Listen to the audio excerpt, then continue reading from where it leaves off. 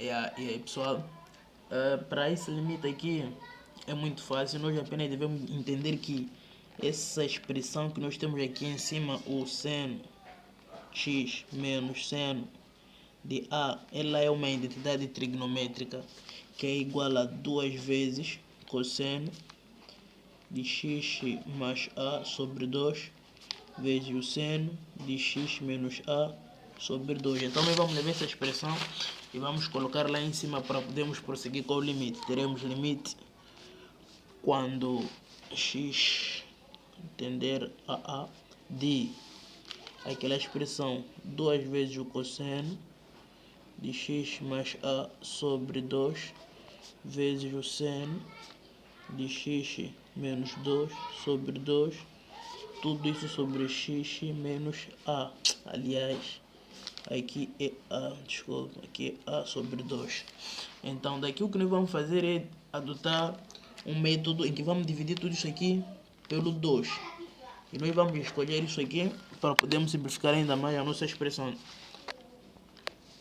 Continuamos aqui com limite quando x tender a A dessa expressão dividida toda ela por 2, nós teremos 2 vezes o cosseno de x mais A sobre 2 vezes seno de x menos A sobre 2, mas tudo isto nós vamos dividir por 2. Aqui embaixo x menos A, tudo isso também nós vamos dividir por 2. Logo, obviamente, já podemos ver que esse 2 e esse 2 se dividem formando 1.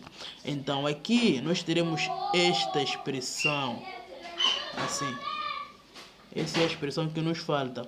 Para podermos resolver isso aqui, nós vamos adotar a uma das propriedades de limite. Limite de produto é igual ao limite de um vezes o limite do outro. Em que teremos limite quando x tender a A. Aqui qual é o nosso primeiro produto? É cosseno de x mais A sobre o 2.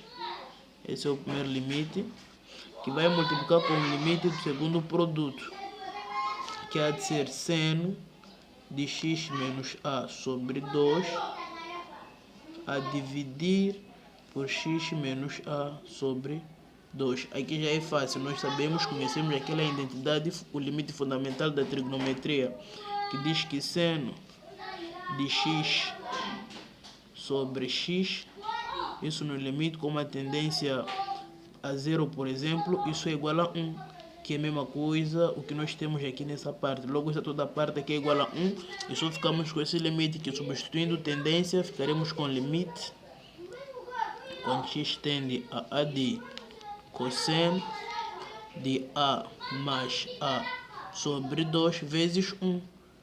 Vezes 1. A mais A é igual a 2 vezes A.